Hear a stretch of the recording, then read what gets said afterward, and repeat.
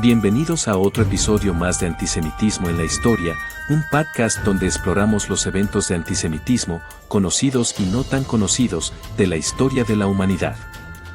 Hoy hablaremos de una de las tragedias más estremecedoras del siglo XX, la masacre de Hebrón, ocurrida en 1929.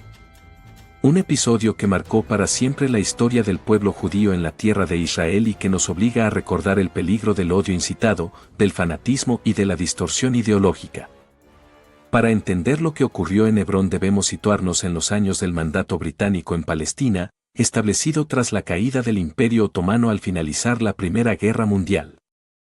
En ese entonces, la región era un mosaico complejo de comunidades judías, árabes, musulmanas y cristianas, bajo una administración británica que había prometido a los judíos el establecimiento de un hogar nacional en la Declaración Balfour, mientras también buscaba mantener la paz con las poblaciones árabes locales.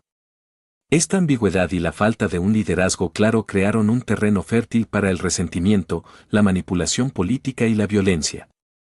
Durante la década de 1920, el nacionalismo árabe comenzó a tomar forma con un fuerte componente antijudío. El líder religioso más influyente de la comunidad musulmana palestina fue el muftí de Jerusalén, Amin al-Husseini, quien utilizó su poder para difundir un discurso de odio y de incitación contra los judíos. Husseini no solo se oponía al sionismo como proyecto político, sino que adoptaba una postura visceralmente antisemita, mezclando argumentos religiosos y nacionalistas para desatar el miedo entre los árabes. Bajo su liderazgo se produjeron disturbios violentos como los de Jerusalén en 1920 y Jaffa en 1921, que dejaron decenas de judíos asesinados. Estos episodios, que analizaremos en otros capítulos, sembraron la base para el estallido aún más letal de 1929. En el centro de esta historia se encuentra Hebrón, una de las ciudades más sagradas del judaísmo. Allí se encuentra la cueva de Macpelá, lugar de sepultura de los patriarcas Abraham, Isaac y Jacob, así como de Sara, Rebeca y Lea. Los judíos vivían en Hebrón desde hacía siglos, incluso durante los largos periodos de dominación musulmana y otomana. Muchos de ellos eran sefaradíes descendientes de expulsados de España, otros eran estudiantes de Yeshivot, religiosos que veían en Hebrón un lugar de santidad inigualable.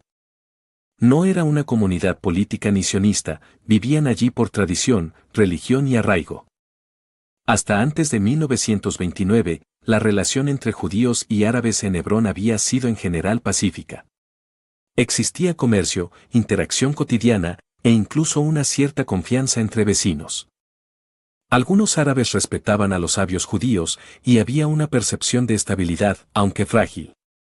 Sin embargo, esa convivencia fue vulnerada rápidamente cuando las tensiones religiosas y políticas se agudizaron en el resto del país, especialmente en Jerusalén. El detonante inmediato de la ola de violencia que alcanzó Hebrón fue una disputa sobre el acceso de los judíos al muro occidental, conocido también como el Muro de los Lamentos. El muftí y sus aliados comenzaron a propagar el rumor de que los judíos planeaban tomar la explanada de las mezquitas y destruir la mezquita de Al-Aqsa. Esta mentira fue alimentada con panfletos incendiarios, sermones agresivos en las mezquitas y discursos que equiparaban la presencia judía en la región con una amenaza existencial para el Islam. El 23 de agosto de 1929 estalló una ola de violencia en Jerusalén que rápidamente se extendió a otras ciudades. Hebrón, aunque relativamente apartada, no fue la excepción. Los rumores llegaron y se propagaron con rapidez. Se dijo que los judíos habían masacrado árabes en Jerusalén, que venían armados, que querían destruir las mezquitas. Nada de eso era cierto. Pero el miedo y el odio ya habían sido sembrados, y el resultado sería una tragedia que aún hoy estremece a quien la estudia. La mañana del 24 de agosto, una turba de árabes locales comenzó a recorrer las calles de Hebrón. Armados con cuchillos, hachas, palos y armas improvisadas, comenzaron a atacar las casas judías una por una. Algunos sabían exactamente dónde vivían los judíos, y otros se guiaban por los rumores. Fue un pogromo en el sentido más crudo de la palabra, no fue un enfrentamiento entre bandos políticos o grupos armados, sino un linchamiento de civiles desarmados, incluidos ancianos, mujeres y niños. En pocas horas, 67 judíos fueron asesinados de formas brutales. Algunos fueron decapitados.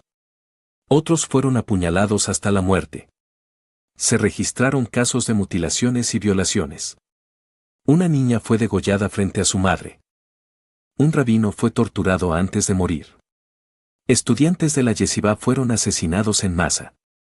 La sangre manchó los callejones de una ciudad que, hasta entonces, había sido considerada una ciudad santa.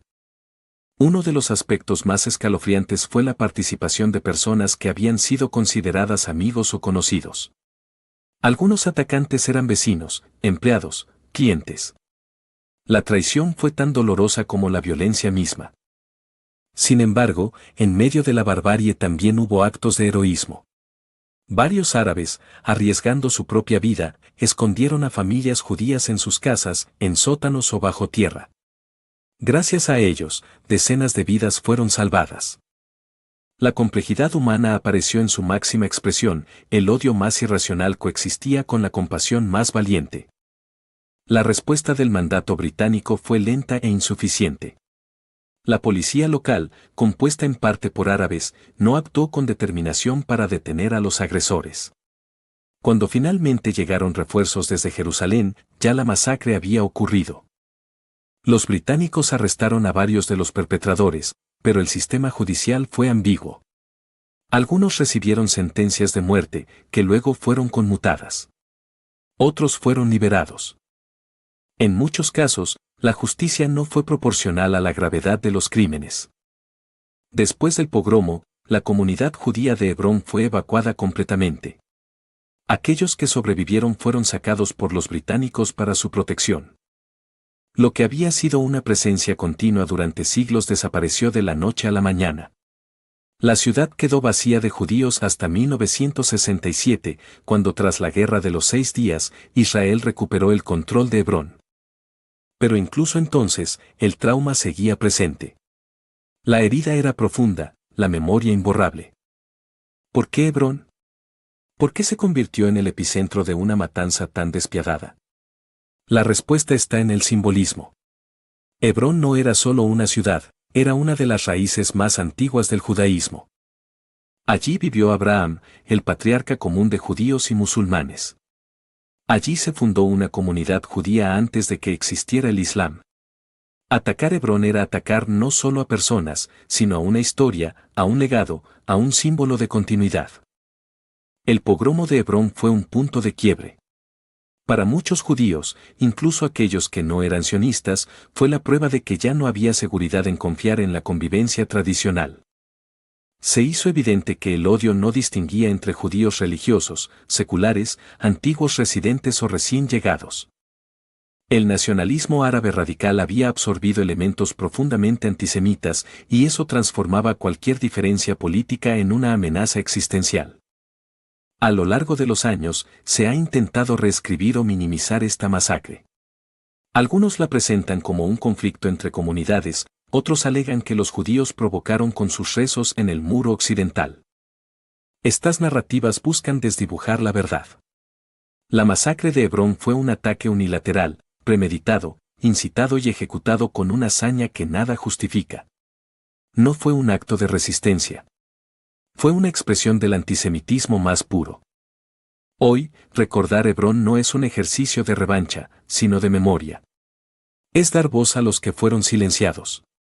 Es reconocer la fragilidad de las comunidades judías en tierra propia, incluso antes de la creación del Estado de Israel. Es advertir sobre el peligro de los discursos de odio, las teorías conspirativas y la manipulación religiosa como armas políticas. En Hebrón murieron 67 personas, pero con ellos murió también una forma de vida. Murió una esperanza de coexistencia que había perdurado por generaciones. Gracias por acompañarnos en este nuevo capítulo de Antisemitismo en la Historia. Si esta historia te conmovió, te invitamos a seguir explorando con nosotros otras páginas oscuras, pero necesarias, del pasado del pueblo judío. Te esperamos en el próximo episodio de Antisemitismo en la Historia.